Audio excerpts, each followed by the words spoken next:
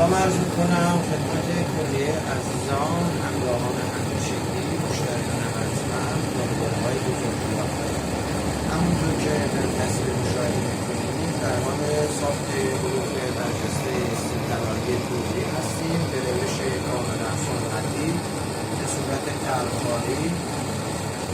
تابلوی کامپوزیت و اسپید خوبی اداره کل کانون فرهنگی و پرورش کودکان و نوجوانان مرکز فرهنگ هنری شماره 5 استان آذربایجان شهری هستیم.